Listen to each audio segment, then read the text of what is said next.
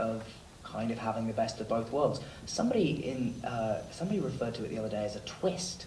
I don't really think it is a twist. I mean, I never thought of it that way. If it's a twist, it's in moviedom, it's the shortest twist ever, because like the twist part happens about a minute after the original setup.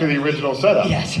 No, I mean, I thought it was a very clever way of having the best of both worlds and having a film have some real love in the resolution of it, but also not being sentimental because we die. Yeah. Don't tell anyone. Yeah, don't tweet that. I'm going to open the floor up to y'all, so I'm going to start right there, and I'll get to as many people as I can in the amount of time we have. Stand up and speak very loudly. Okay, I just want to welcome you to Toronto. Thank you. Good. Thank you very much. I've been a big time Potter fan since I was little, and I guess my question is, I don't know what you're going to say to this, but would I be able to have a hug? As long as not everybody else follows you down, absolutely. Yes. We're going to do a one hug limit. We'll do a one hug limit, and you can run down here now. Yeah. Let me grab the microphone so you can do a proper hug. I'll get out.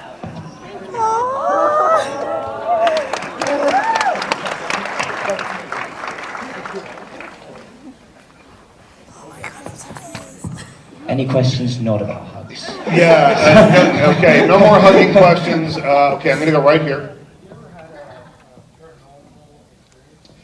The question, so that everyone can hear, have you ever had a paranormal experience in the past? It's a very disappointing answer, I'm afraid I haven't. I don't actually believe in ghosts myself, which I believe it decreases the likelihood that I will ever see one. But yes, I wish I had a better answer for that. Both myself, James, and Jane were discussing the fact the other day that none of us do. So maybe that gave us objectivity if I'm going to try and give you a serious answer. I'm going to go right here, so we're not ignoring the people in the back.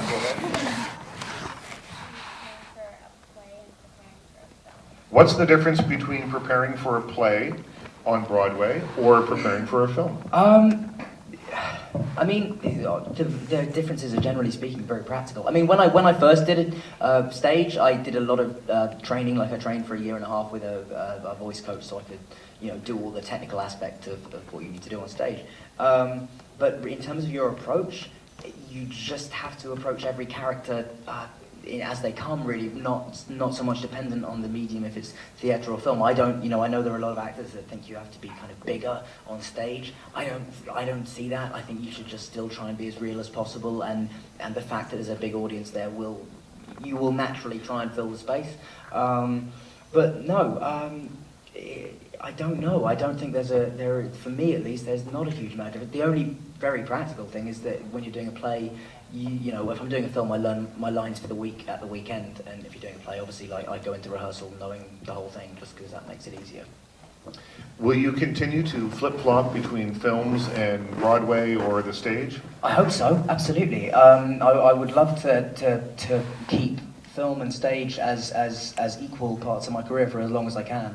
There's nothing quite compares to the rush of being on stage. And it's interesting to, and I'll get to more people, it's interesting to see the progression of it too, because Equus is a much different thing than How to Get Ahead in Business Without Really Trying, and this film is much different than the Harry Potter film. So, I mean, is the idea of being as varied as possible that important to you? Absolutely, but I think it is for any actor. That's the thing. I don't think it's specific to coming out of a franchise or anything like that. I think it's most actors, who I think have the right idea about acting, want as diverse and varied a career as they can, because you'll want to show people that you're versatile and can do different things.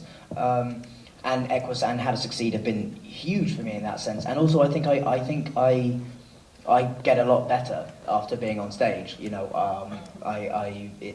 loosens me up, and just and particularly in How to Succeed this year, one of the things I learned was that you mustn't shy away from your own natural weirdness. Yeah.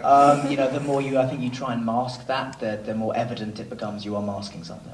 Do you think, and I'm going to get to you in just 1 second, do you think that you could have performed this role at any other time so far in your career? Because I know the age thing is much different, but there's a deepness to this that is different than some of the other work. No, I don't think I would have been ready for this any earlier than I was. No, it's quite a short answer. I don't think I could have done nearly the job I did on it if I'd done it earlier. I could certainly do a lot better job now, though. If we shot it tomorrow, I'd be great. Go ahead. Hi, Daniel. I was just wondering, what is the biggest challenge of moving on after Potter? What is the biggest challenge of moving on after Potter? I mean, I'll tell you in a couple of years. I'm not sure. I think at this stage it's about keeping busy, keeping very busy, and showing people that you want to take risks, push yourself, learn, grow. You know, I think it's about telling people that you know you're not the finished article just because you've been in this big franchise. And I think it's about showing that you've got good taste. I mean, I know that, you know, I'll go and see a George Clooney film or a Brad Pitt film just cause. Yeah, I don't need to know anything about it, but I know that they make cool choices and interesting films. So I suppose at this stage you're kind of trying to carve out a similar reputation. God, I mean, you know, they are light years ahead of me, but you know, well, you know, it's interesting because I'm ahead of most actors my age in terms of film experience, but not in terms of life experience, and not in terms of training. You know, I've never trained or done any of that. So Well, you know. you've taken a lot of risks, so I think you're doing Oh well, I appreciate that. Thank you very much. Watch this space. I'm going to go right here because you're not going to be able to hold up your arm for much. Quite a few, or rather quite a lot of veteran British films, say, I mean, pretty much everybody. Yeah. Is there anyone left, pretty much on the that maybe really The question for everybody, you've worked with all of British Equity, the Actors Union, and now they're all looking for work that the Potter films have ended, so the regular gigs are gone for them. Is there anyone that you haven't worked with that you're really dying to work with? I mean, yeah, God, a ton of people. I mean, in terms of actors, I know there's a few American actors. Maybe from history, anyone. Oh, anyone? Living or dead. Let's Oh just my say that. God. Okay.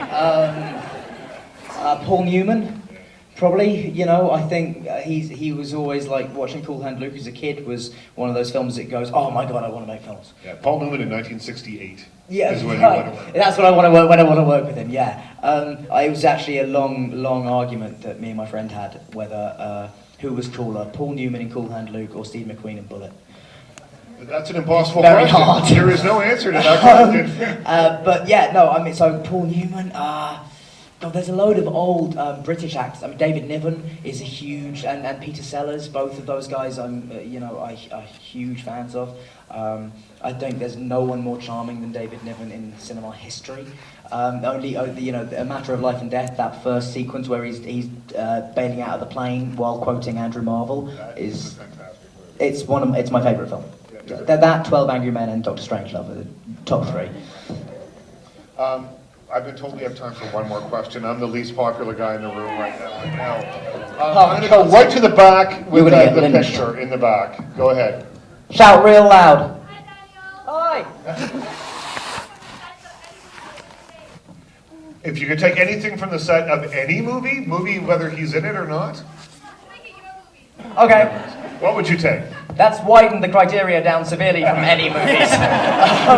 I did, in fact, take the glasses. But I got two pairs. One from the first film, which are like tiny now, and one from the last film. So yeah, I've got two pairs of the glasses. Where are they? They are in an undisclosed location in London. That is it. We're going to squeeze in one more question right here. Do it, because you look like you're going to cry if I do. Now that your Harry Potter is over, do you miss having Harry not being in your life? Do you miss Harry not being in your life?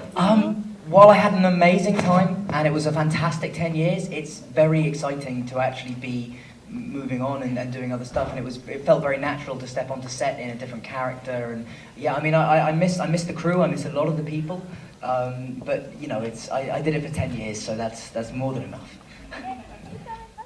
Yes. Yeah, here, let me grab that. And listen, the Woman in Black opens on February 3rd. Tell all your friends, thank you for coming tonight. And we're going to get